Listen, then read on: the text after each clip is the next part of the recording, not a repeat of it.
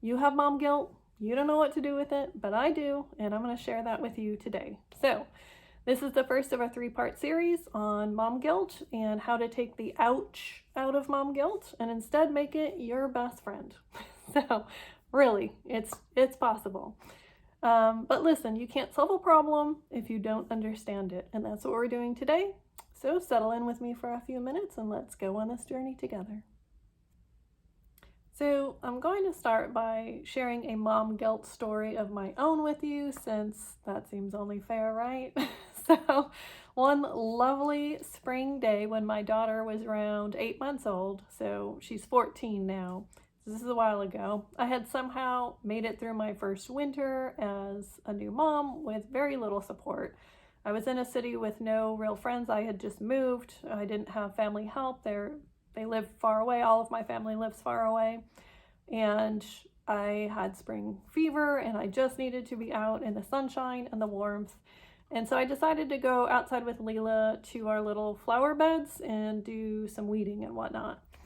And, you know, like all new moms, I was still adjusting to life with a baby and all the things that I had to give up and sort of fighting those inner battles of putting another person first all of the time. And just like not having any time for myself or for self-care or sleep or whatever, you know. And at this age, she still was not sleeping through the night and obviously really dependent on me, like all of the time. And, you know, it's hard, right? It's hard having a baby. But I decided that day it was going to be safe to put a little bit of my needs first and go outside, get some sunshine, and do something that I love, which is gardening. So I spread out a quilt in the grass and I sat her in the middle of it and gave her a couple of little toys and rattles and a little snack cup thingy. And she was right there with me. And she wasn't old enough to crawl yet, but she could sit up on her own.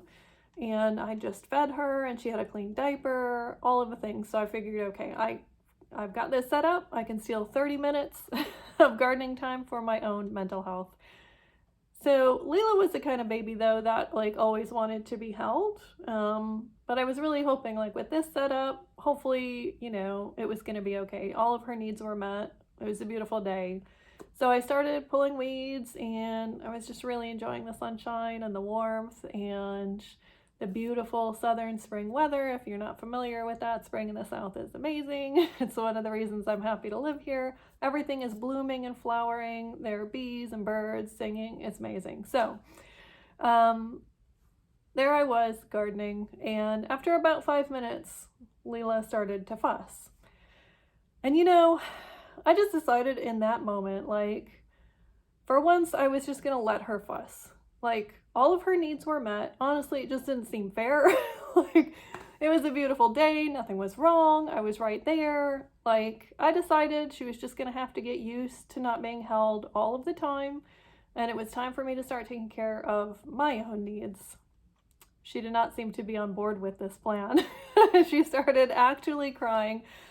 Man, I was just frustrated at this point. Like, I told her firmly she was just gonna have to get over it. I was a person too. My needs mattered. Like, I'm telling this to a baby who doesn't understand English. And I was like, there's nothing wrong with you, and you don't need to be held all of the time just to be okay. And like, she was just gonna have to learn. And I was really starting to think, man, I don't know if I spoiled her, because you never know, you know, as a new parent. And I was like, am I doing the wrong thing? Like, she can't even sit on a blanket, a quilt on a beautiful day and enjoy the sunshine. Like, but there she was, and eventually she was just bawling. I mean, tears coming down her face. And at that point I was just angry, and I went and I picked her up. And I was frustrated. I was so frustrated that she had won this battle.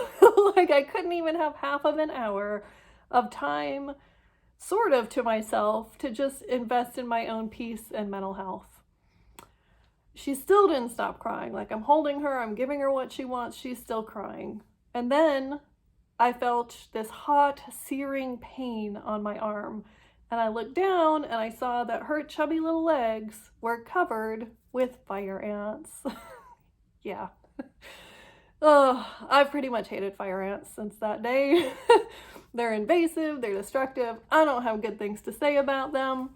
And, honestly, for a long time, I just felt like such garbage about myself whenever I remembered that morning. Like, how could I just sit there and let my baby cry as she's being attacked by fire ants? Ugh, right? I mean, it's real, right? Mom guilt is real, it's powerful, it's a thing. So, but here's the thing. Guilt is good. Yes, it really is. It's your best friend, it's your teacher, it's your moral compass. It's a really healthy emotion because almost more than any other emotion, guilt is what is keeping us human. So it stops us from destroying and harming relationships that bring us life and that make life meaningful and worth living. And so that's kind of point one that I wanted to make. Like, guilt is good. This is not a bad emotion, it's a good emotion. And the second thing that you need to know, and this one's kind of important, guilt is not shame. So guilt happens when you feel bad about something you did, or maybe did not do, or something that you said. Whereas shame is what happens when you feel bad about who you are. And this is a much more destructive and insidious emotion. This is a bad emotion. Honestly, shame can be really deeply entrenched, and it might require professional help to deal with, possibly. Like, shame is oftentimes the result of harm or damage that was inflicted on you by someone else, probably somebody that you trusted, somebody you might have been dependent on, and they probably caused you to feel that you were not lovable in some way, that you mattered less than other people, that maybe you don't matter at all. And on the other hand, guilt is usually the result of harm that was inflicted by you onto someone else. Maybe somebody who trusted you or was dependent on you. All right, let's move on to point three. So point three is that the more guilt you're feeling, like the worse the guilt is, what that means is there's more space for you to learn, because there's a greater space between the person that you know that you are versus how you behaved. And guilt is an emotion that's signaling to you that there's this area of growth that you need to lean into. All right, fourth point.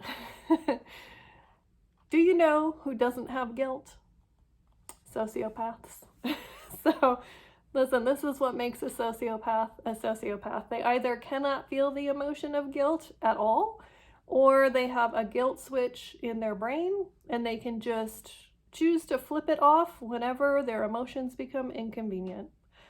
And while that might sound really appealing to you right now, if you're like in the middle of a mom guilt cycle and you can't seem to find your way out, I can assure you it's the worst possible thing, because what makes life meaningful, what makes life good and worth living are healthy, strong, supportive, loving relationships with other people. And sociopaths are just inherently incredibly selfish, right? And they just can't exist within mutually loving, giving, supportive, safe relationships. They're takers only.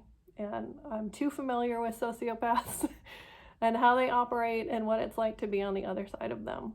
So listen, guilt is the very thing that's keeping you from becoming that way. All right? It's the only thing that stops you from heading down that path of personal destruction. If it seems to you like your guilt is too much to face, I assure you, not facing it is the much, much worse option. Your guilt is the emotion that forces you to do better, and it's a deterrent to poor relational behavior and therefore poor relationships. And like everything else in life, if you take the cowardly way out, you and others will suffer. It's the truth. So the brave thing to do is to face your guilt, to address it, and unexpectedly, that's also the easy thing to do. It's easier than running away and having this sort of unknown monster in the shadows chasing you everywhere that you go. And you might not realize it yet, but it's true. And I'm going to talk about that in a minute. But first, I want to share a little bit of information about relationships, since ultimately, like, that's the basis of what we're talking about today. So, point 5, how many fingers do I have? Point 5. I want to share the 80-20 rule of relationships, which is that healthy relationships are like 80% positive and 20% negative. 80% or more positive, 20% or less negative. So what does that mean? It means that healthy relationships are not conflict-free. They aren't necessarily easy. They certainly aren't perfect. They're also not some mythical thing that just like a select few people have, but you can't have. Healthy relationships happen when you lower that negative interactions, like that threshold, when you bring the negative ones to at or under 20%. And when that 20% comes along, when those negative interactions happen, the only thing that matters is how you handle it, both during and after, okay? So I'm going to talk more about that in one of the other videos that I'm doing in this 3-part series. But my best tip for you right now is to just wait to react as much as possible. Just wait to try to fix the situation. Like, give yourself time to calm down and come back into your thinking brain, which is this part right here. And this part does not work when your emotions are hot, when they're running loose, okay? You've got to give yourself 24 to 48 hours until you can think about that situation without your emotions taking you over. If you start thinking about what happened and you feel your emotions taking over, it's too soon to talk. It's too soon to address. It's certainly too soon to like fix that situation, okay? And you have the rest of your life, okay? Like, if this is a relationship you're in with another person, they're still going to be around. You have time. It's okay to give it time. So give it 24, 48 hours longer if you need to. Give those emotions time to recede so that you don't drown in them and drown other people along with you, okay? So, here's the other thing about that 80-20 rule. Like, when you're in the middle of a heated debate or a situation, whether that's with a spouse or a teenager or a toddler, it's gonna seem like that 80-20 is flipped. It's gonna feel in that moment like your relationship is only 20% good and it's 80% negative. You'll feel hopeless, angry, willing to go to extremes, willing to dig your position in deeper and deeper and deeper to your own harm, okay? So give yourself and that other person time to get back into your thinking brains, which is really the only place where solutions or growth or learning can take place, all right? So moving on to the 6th point, which is an important one, a really important one. Guilt is a cycle. It's not just a one-time emotion. It's not a one-time thing. It's a cycle. It cycles like around and around, and this is what it looks like. So first, poor performance on your part. All right, so this is a poor choice of words, selfishness, losing your temper, whatever it is, which leads to you harming another person, right? Which leads to the emotion of guilt. Now you have the feeling of guilt, which, if you're not very careful, you will allow to become a lowered sense of self. Like, when it comes to parenting, I would call this like poor parenting self-esteem.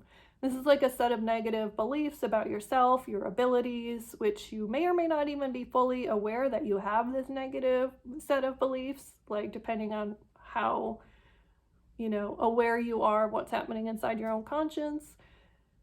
But the problem with this, like after guilt situation where you start to have this negative set of beliefs about your abilities as a parent, is that it sets you up for another even poorer performance. And down the hill of guilt you roll, and it can feel like an endless downward cycle. And here's the thing. I don't want you to worry. I'm going to give you strategies to interrupt this like downward cycle, and to change your relationships for the better in the second and third parts of this series, okay? So this is a totally solvable thing. You can end that cycle and turn guilt into your friend. My final point number 7, is that if you leave guilt unaddressed, if you don't deal with it, if you don't face it, it will morph and turn into poor parenting self-esteem, and you will start to believe what you think it's telling you, which is that you're a failure and you can't live up to your own ideals, that there's no hope anyway. You might as well just give up. Being a good person or a good parent is just too hard. And listen, that is garbage, okay? That's trash. It's not true. It's not even guilt that's telling you that. It's your own thoughts. It's your own mind. It's you telling you that, okay? And you don't have to believe every thought that comes into your head. Did you know that? You do not have to. Some thoughts are garbage. They're trash, and they should be thrown out with the trash. And you aren't the only person who has thoughts like this. Like, we all do sometimes, right? But here's the thing. Smart people who foster healthy relationships don't believe in the garbage. They see it, they smell it, okay? They know it's garbage and they throw it out. So you can do that too. What do you do after you turn and face your guilt? Well, that's what part 2 is all about. And I'm going to walk you through the first 3 strategies. I have 6 total, but in the next video, I'm going to walk you through the first 3 strategies that you can use right now to not only put guilt into its place, but to actually use it as a springboard for like strengthening and deepening your relationships. So I know that you don't have a ton of time. If you're anything like me, like, your time is precious, right? So that's why I broke this series up into 3 videos. If you don't want to accidentally miss those other videos, the best thing you can do is find that oval subscribe button down below my head and click on it. You'll get to see it change colors. And then you can click the little bell that will show up, and it'll let you choose how you want to be notified. And you can always undo that or change that anytime. And listen, I'll never know. So, so go for it. You have nothing to lose. That way you can see the other videos in this series. And look, YouTube is like this huge ocean, and I am just one little fish swimming in the ocean by myself. If you don't hook me, you'll lose me. So you won't see the other videos. So go ahead and check out part 2 of this series. I will link that right here once it's available. And I'm going to share another story of mom guilt. This one's rather recent. It still stings a little. So, and you'll also see my subscribe button over here. And that's a great way to connect yourself to more great content.